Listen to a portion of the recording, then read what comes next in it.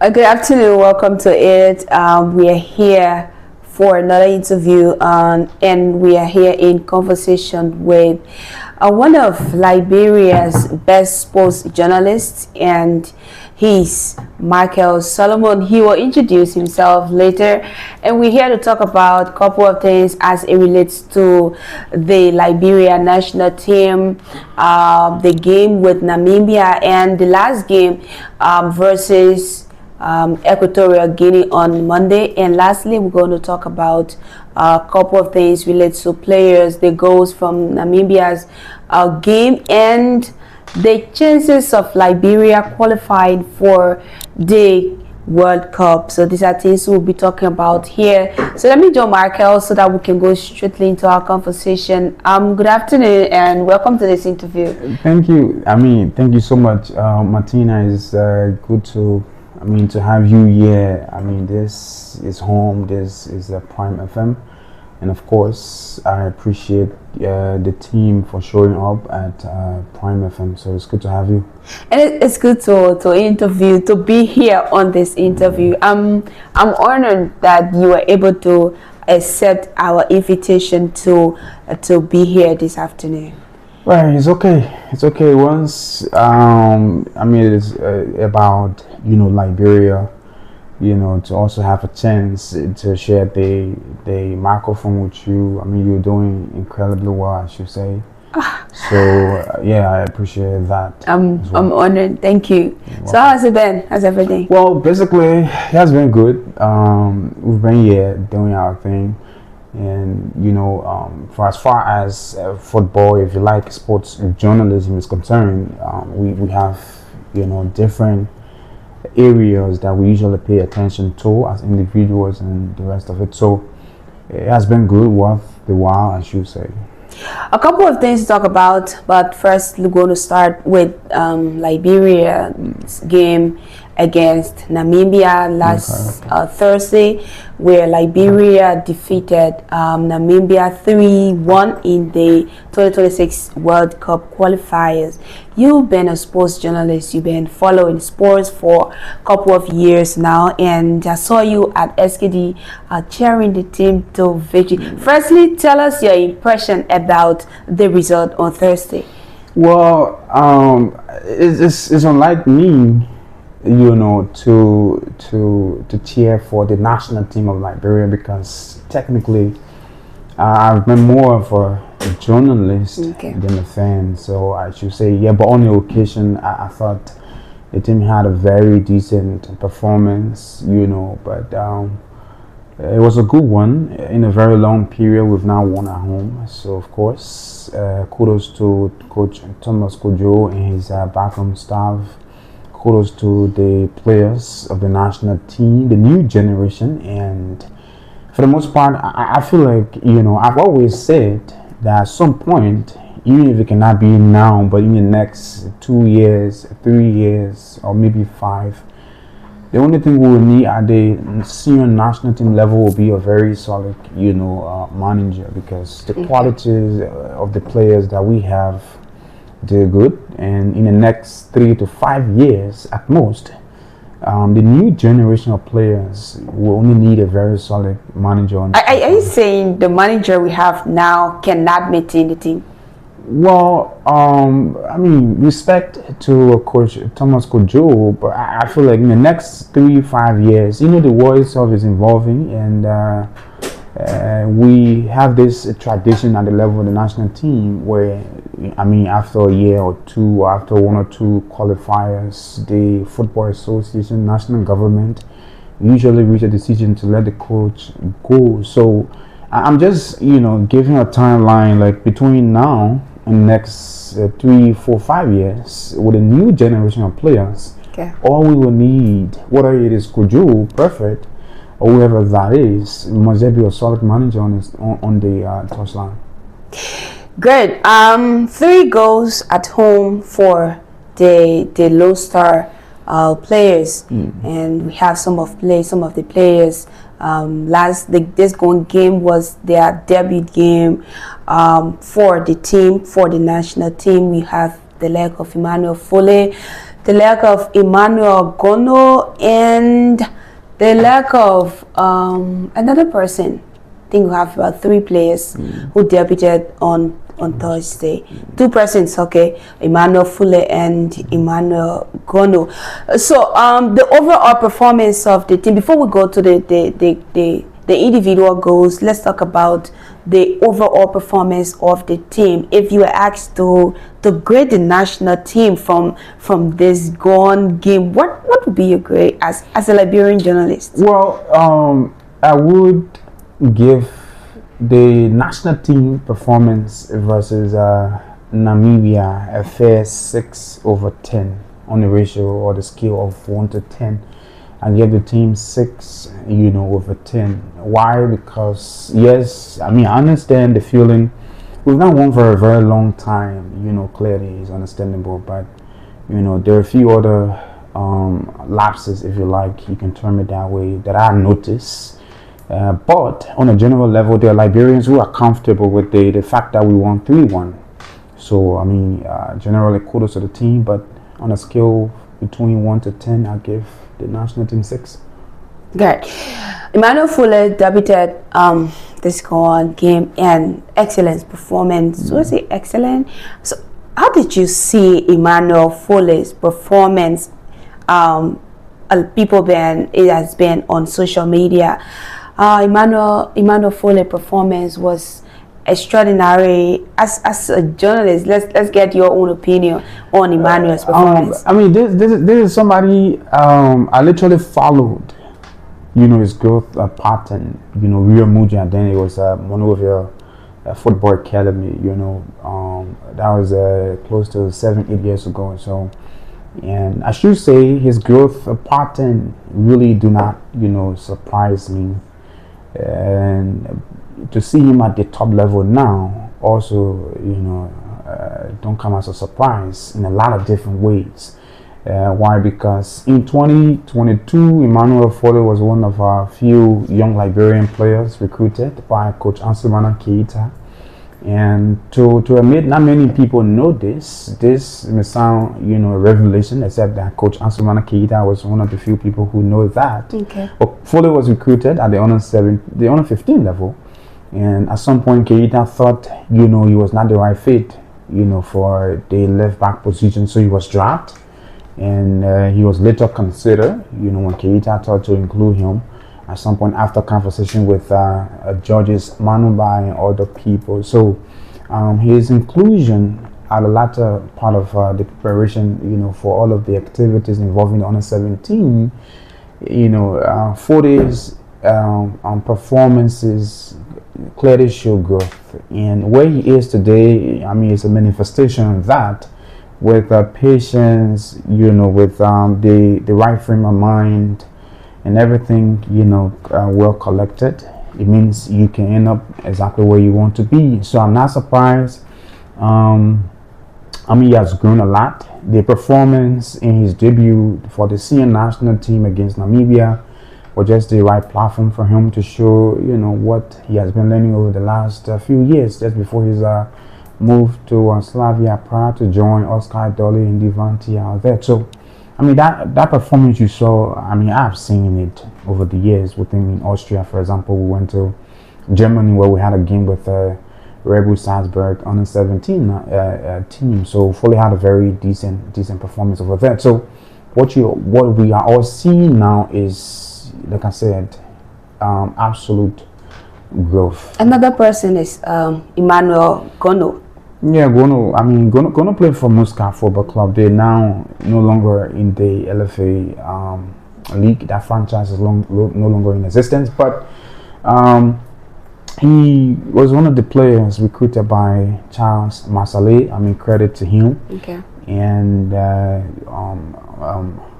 Maurice Giffler, the musician at CRC, was also part of that process. I remember a few times where Charles Masale, the president then of Muscat Football Club, will reach out that, I mean, there is this player, I mean, his height is good, his ability, he's agile, and the rest of it.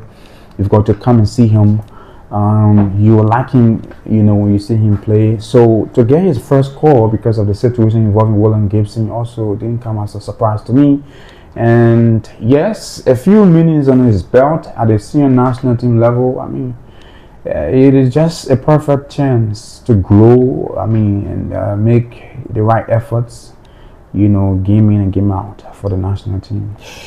Great. Prior to the third goal of Liberia, a lot of fans complained about the changes. Others said that Coach Thomas Kojo was very slow in making the changes, where Devantier had to call for substitution to be substituted, and after that we saw Edward Lennon scoring a spectacular goal.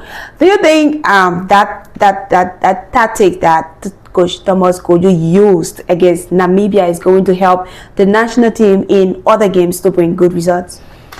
Managers,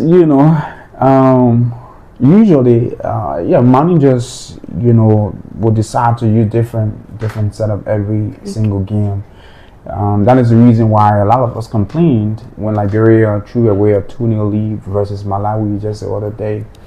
And the setup usually at the national level or even in a regular football match, I'm one person who believes that the setup are usually like a mini sketch, where when the players are allowed to play freely, they do more. They are allowed to express themselves on the field. That was exactly what happened versus Namibia. Honestly, the pressure was less on the national team. Okay. Credit to the performance and credit to the players. You take nothing away from Edward Lennon's goal, for example. That was an absolute class, for a player of his caliber playing in the Algerian League One. It showed character as well. But with respect to the question you asked, it is difficult to say that Coach Kojo will maintain the same mentality, character going into the game with Equatorial Guinea at the senior national team level, because every single game usually comes with its own, pressure, own mentality, and the rest of it. But this is the tactic that gave the national team 3 goals. Right. Like, people would have thought Liberia won 3 goals. It's been a while. The last time Liberia won 3 goals, I think it was in 2021. Yeah, something like that.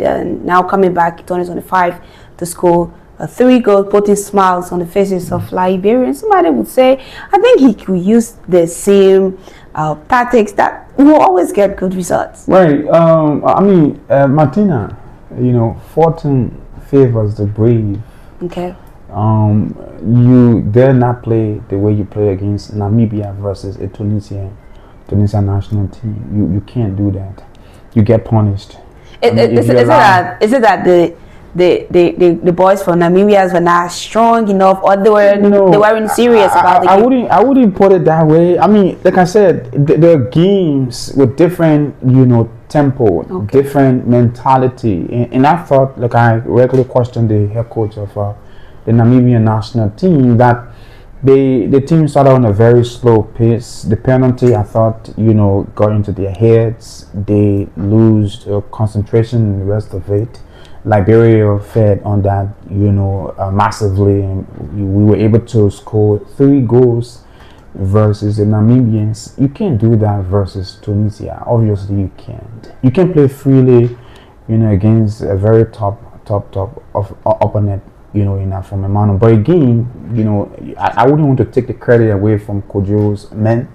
The mentality was great versus Namibia, and hopefully they can be able to make more use of whatever they did on that particular match day versus Equatorial Guinea, and maybe they win the next qualifiers. Go talking about that, like Lone Star is away to Malabo for their last game in the 2026 World Cup qualifier. Let's look at the chances of Liberia qualifying for the World Cup. You've been following other national teams and looking at the table. Liberia sits 3rd place on the table with 15 points, with 14, while Namibia has 15 points, and they have Equatorial Guinea to play. Do you see the chances of Liberia qualifying for the 2026 World Cup? Because if they win Equatorial Guinea, they have 14, 15, 16, 17 points. Of course. So I like to choose, my words carefully. These qualifiers, give us a clear hope at some point that we would have made it.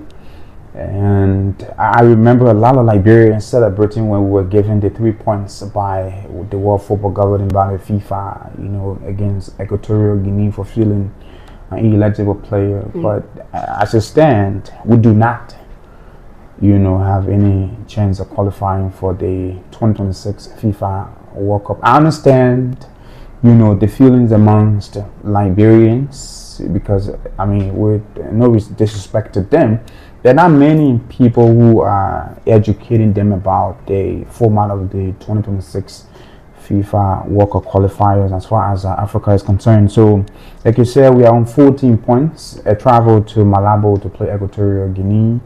Clearly, we are out of contention for qualification. If they win the game, they could be selected as one of the best teams to go for the playoff. Right. So you hope that we are amongst the best teams, but the competition rules requires that the best 4 nation teams plays second in the World Cup African qualifiers or qualify for the playoffs. We are nowhere near the best 4 nation teams, correct? And even if we were to win the game with Equatorial Guinea on the 13th, we'll come nowhere close to the best 4 teams. Right now we have the top 6, and what FIFA needs will be the top 4. So the best, or if you like, the top 6 teams include Gabon with 22 points. They are in Group D. There is DR Congo in second with 19 points. There is also Madagascar in third with 19 points. There is also Burkina Faso in fourth with 18 points.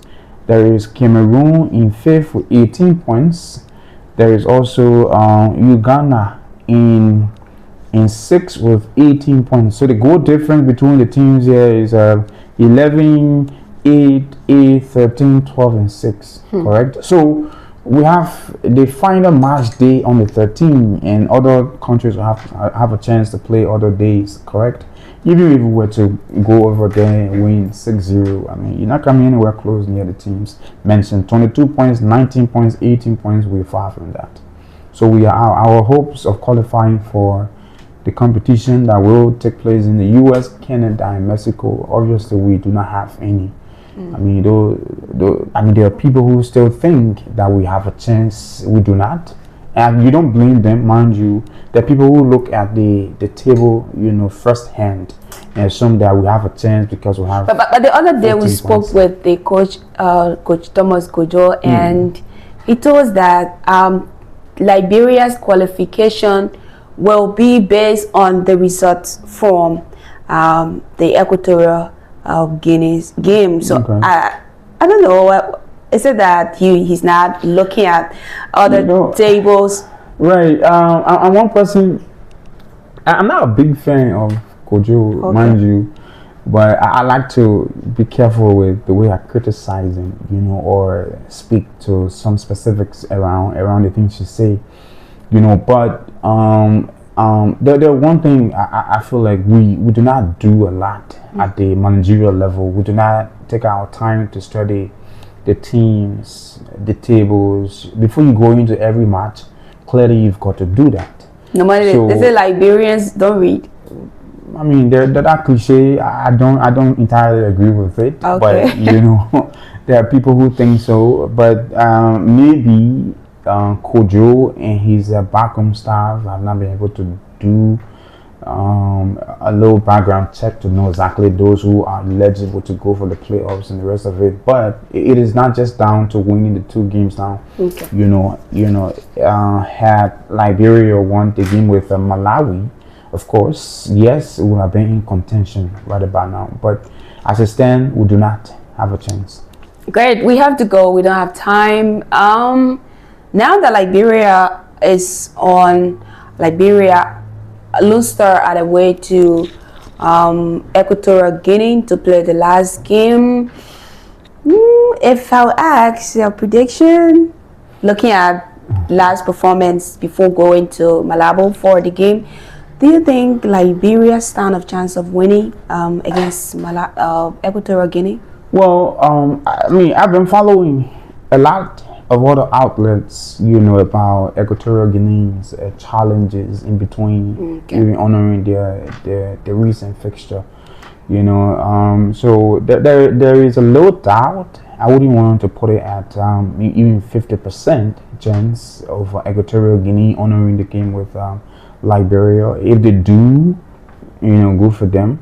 But on the pitch, I do not want to raise the hopes of Liberians. The fact that Liberia went on to win 3-1 in Monrovia, that will go there and win 4-0 is going to be a technical football game. The 2 teams will have to play for pride in the color. Equatorial Guinea, if they get to show up on the pitch, they will have to represent the country as much as possible. Remember, it's going to be a home game for Equatorial Guinea. So Kojo and his men will have to rally as much as possible and give Liberians a very decent performance, even if you cannot win massively like you did on the 9th of October. Indeed, Equatorial Guinea is not an easy side, because the last last AFCON, we saw their performance. They came up with, they had a very good team that teams to even beat them was very, very difficult. So we wish Liberia all the best. We wish the red, white and blue boys all of the best as they go out there to face Equatorial Guinea in the 2026 World Cup Qualifier. Again, I'll say thank you so much for honoring our invitation. I deeply appreciate and look forward to always having you to have these kind of conversations. Well, thank you as well, Martina, and of course, hopefully we can have more of these exchanges, in the near future, as far as Liberia is concerned, as far as sports journalism is also concerned. This, I've always said, that is something we love doing. It's something we've devoted at least 8 to 9 years of our time and energy to. So it was worth the while, and like you said, we wish Liberia national team all of the best. Kojo and his men. Hopefully, Edward Leonard can be able to deliver the same energy and quality on the pitch for the national team. Hopefully, Solomon Twe does the same. Emmanuel, Gono, Emmanuel, Foley, they're all young players. And I still maintain that in the next 3 to 4, 5 years, all we will need will be a very decent manager on the touchline. But thank you. I appreciate the time here with you. Thank you. That's nice having you. You're welcome.